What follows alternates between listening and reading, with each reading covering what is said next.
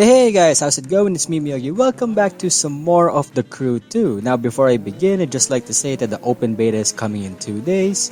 So I hope you guys have already pre-downloaded the 25 gigabytes worth of raw data. And if the one watching here right now in my Let's Play is a closed beta tester as well, we gotta delete the old file and have to re-download the whole thing. Just to give you guys a heads up. Anyway, so now that we're here, we're actually back here on the Street League parking area. And remember in the last episode that I said I have a surprise? No, not the one transforming guy there, nor is the fact that I am the 1188 closed beta tester on the rankings. I mean, nah, that's not actually really the surprise. But I just want to go and walk around first before I actually say it. Because, come on guys, just look at how great they are. Sure, the other car models aren't as great. They were recycled from the Crew 1. But this one, right here. Holy cow, a McLaren P1. That's Tio's ride. Think we might actually get our hands on that? How awesome would that be? To be honest, yes, the McLaren P1 is really strong. Well, stronger than the Agera. Well, the Agera is top speed-wise, but the P1 is acceleration-wise. I'm not really that keen into this, even if it was marked as the ultimate vehicle, and I know this did not appear in the Crew 1. I'm still more into the McLaren F1, if you ask me. And when Latrell said he's the top of the quarter mile, I'm still really dubious. Is it just a quarter mile or there's something more? Anyway, Tio aside, this is the reason why we came to the shop. No, not the NSX. Skimming further. Where is it? Where is it? Probably at the end of the line. There you are. Yes, we are now officially buying and building my own Skyline R34. You've seen it in my Maxi videos. You've seen it in my other Let's Plays. You've seen it in any game that has the Skyline, which I've been covering on my video recordings. We're gonna do the same thing right now. So yeah, I'm double checking whether I'm gonna go for the stock rims, the Nismos, or the Fairlady rims, and I've decided to go with these black boys. No, scratch that. I'm going back to the original ones. Even if I want it to be Nismo material, it just doesn't stick out that much to me. But anyway, we got the car now, so we jumped in already to my safe house, and we're gonna swap it out with this. Okay, sure, its starting spec is relatively low at 93 out of 280. For a stock, I mean. And if I'm right, the Roadster's around 100 flat. Well, it is lighter. Though it did make me question a few things. But then again, it's new technology. This one's like old gen. So I went out and tried to re-equip some of the currently high-performing parts that I have. And by the way, these are interchangeable between all the other street cars. So in a sense, you do not need to grind separately to get the parts for a different car. You can just swap them out as long as they are of the same trim, as it's street car to street car, hypercar to hypercar, etc. I think that's how it goes. At least it makes grinding a little easier. Though I'm not so sure with the others if you can interchange like between a street car to a hypercar. I haven't experimented on that. And right now we are going through all the customizable parts of the R34. And what I did notice when I first did this, I was happy enough to see that the street spec and the perf spec of the Skyline, they mixed it up together. So it kind of means I can, if I am in the mood to give this a big drafty wing, I can actually do it now. Because remember, back in the Crew 1, that feature was not available for the Street Spec R34. And only exclusive to the Perf Spec R34. Same with the fenders. The fenders, I cannot change them out. But now, I can. So those ugly ass fenders on the R34 back in the Perf Spec, I don't need them anymore. I can officially keep it stock. A shame it didn't have the Z-Tune fenders, despite the fact that they do have the official Z-Tune front bumper, skirts, and rear bumper sets. And now here's me lamenting on which rims I'm going to take. Yeah, these are a lot. From normal to racing to vintage to ricey altogether to off-road. If I am right, well, minus the official rims, so 88 minus 7, 81 rims available for most, if not all cars, plus whichever their official rims are. So of course, the first set would always comprise of the officials. For this case, it's numbers 1 to 7, and they are interchangeably free. Of course, these ones are aftermarket, so you need to purchase them, and they're all priced at 1,500 bucks a piece. And that's already a quad set. So looks like at this point I've decided to go with these rims.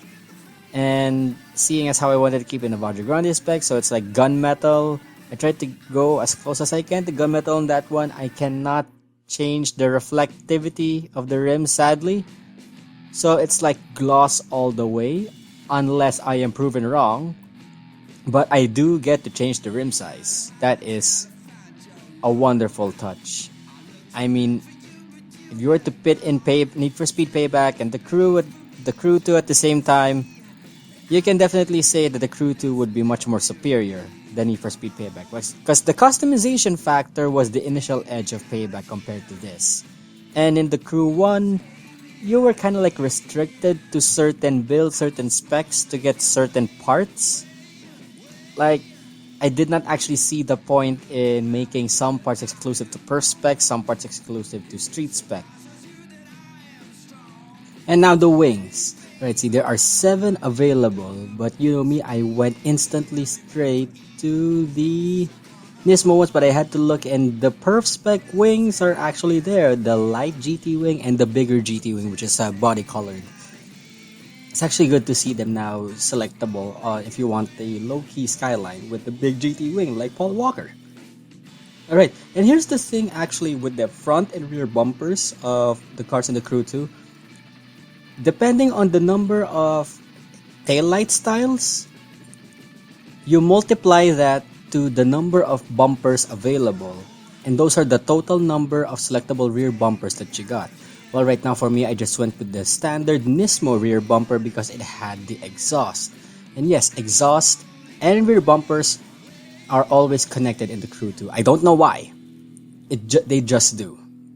And I just went to check back on the parts. And also, by the way, on the brake calipers, you can also select the color, which is a really good touch, even if it's a very, very small detail. I mean, it gives it some character, especially when you have some close-up shots that are near the brakes. And here, we're seeing the livery editor, and of course, the top 100 had to be the Paul Walker stripes from Too Fast, Too Furious. You can never go wrong with that. But you know me, I am not a hater of Paul Walker or anything. I'm not a hater of the Fast and Furious lineup, but I just feel that that design is oversaturated.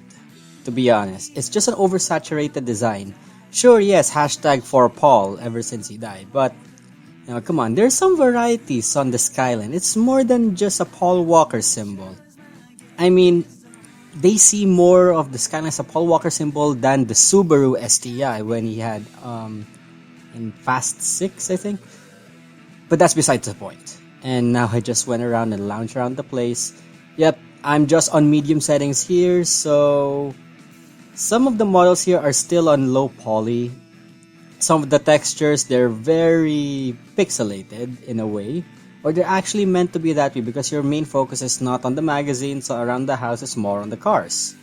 And I just went out and viewed that you can also actually customize your avatar. So when that happened, I thought, oh, it's a bit like Test Drive Unlimited. I can customize my character's face, his hair.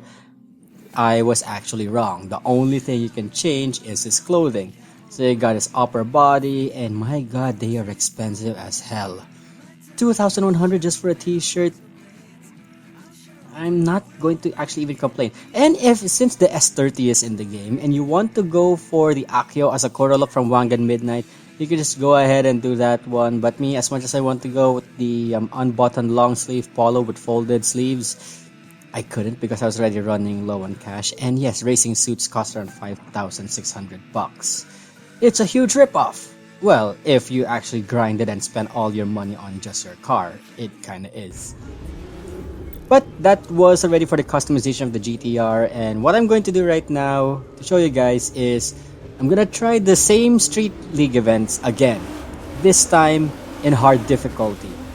And the minimum requirement, the performance points of hard difficulty is 230, so that quote unquote hard is already easy.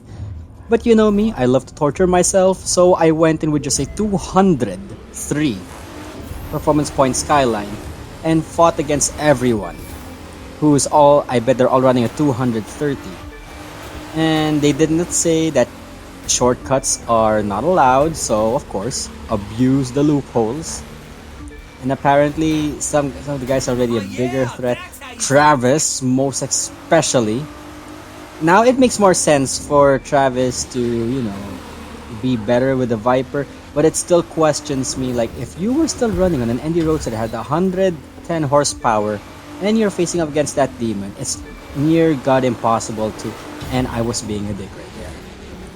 But I just did that for the sake of. I was actually planning to just pin Travis to last place, but he's actually a smart cookie.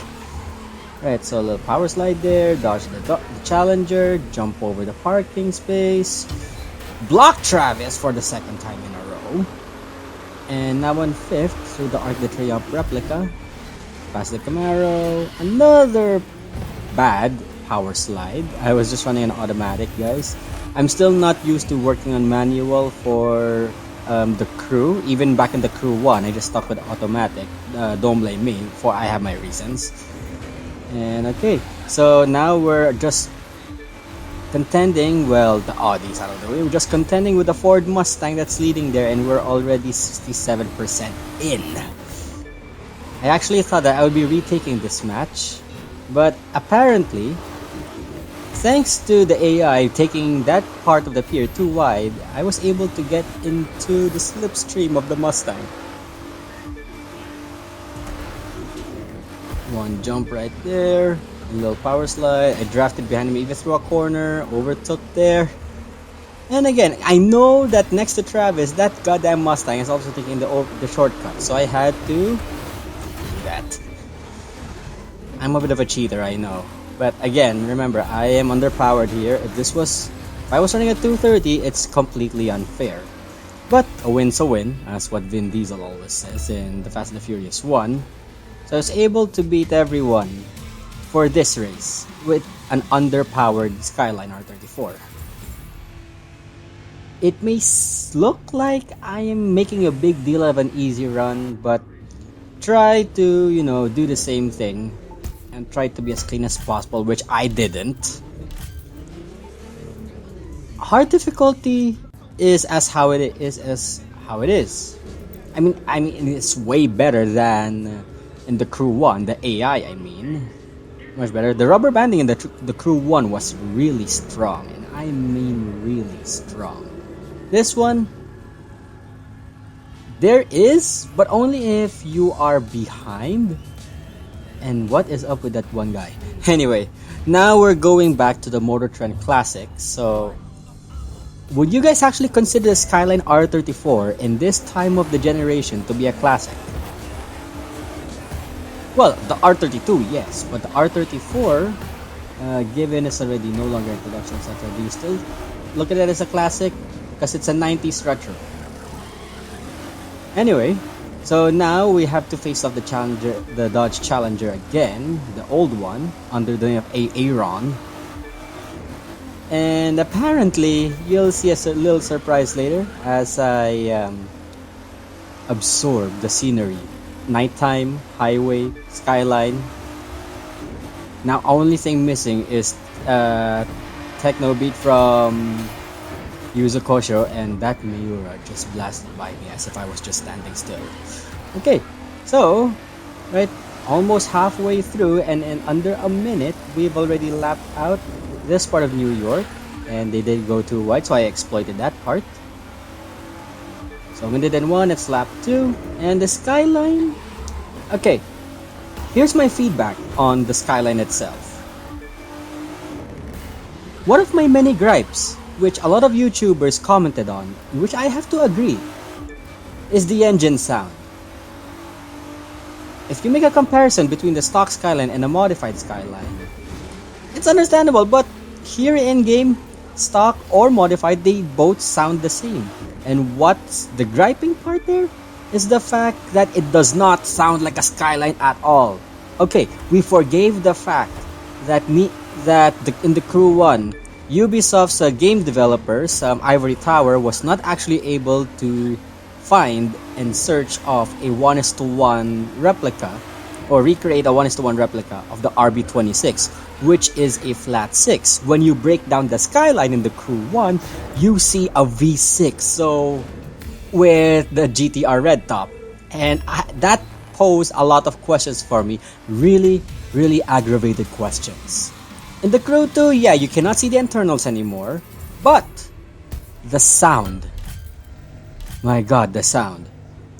Hardcore GTR owners, GTR players would be hating Ivory Tower for this big mistake. I don't know if on the next patch update on the full game they would be able to rectify that, but if Ivory Tower is ever actually listening, I highly suggest them to either 1, get the right sound file for the Skyline, or 2, just Look at the hot shot rookie. use the same sound file from the Crew 1 instead. Well, just for the Skyline at least, because that was the only card that I focused here on the closed beta. And you know me guys, I'm pretty sure on the open beta I'm just gonna do the same thing.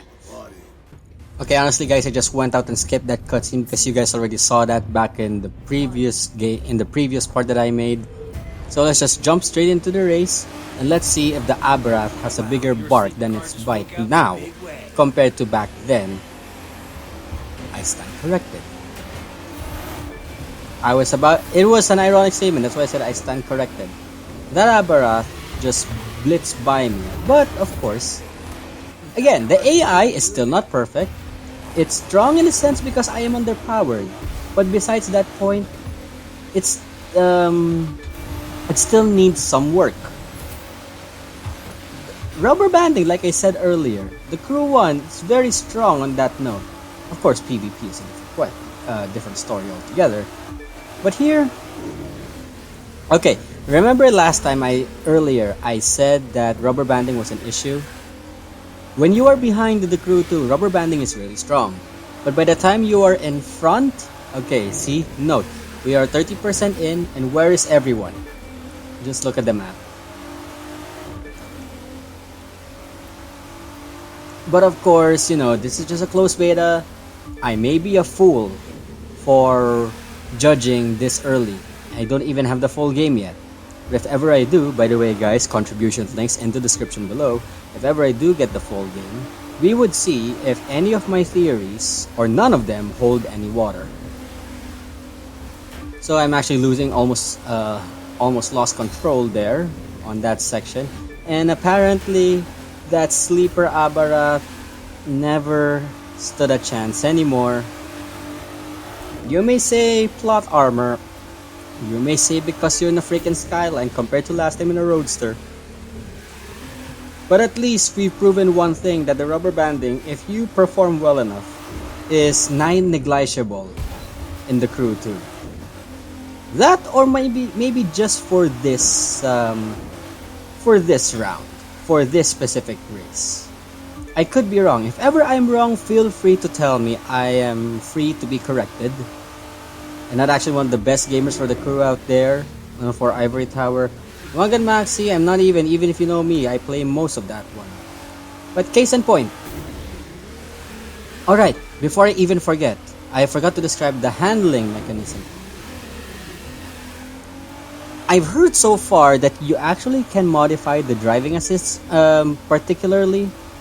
Like you can have traction control, but you cannot have ABS. Because in the Crew 1, you're only limited to Sport, Hyper Sport, and all driving assist on. In the Crew 2, it became more particular with customizing your driving aids. I might experiment a few on those on the open beta. I already got them all pre-installed. So, if you guys have any questions about the Crew 2, from physics, to cars, to how they look, to dress up, etc., please, I encourage you guys to leave them all in the comments below. I am going to look at them before the open beta does get is launchable. And for those who just watched this for the first time, don't forget to subscribe. And I do encourage you guys to actually also ask questions about the crew too. I'm gonna answer them all. So I'll see you guys in the open beta.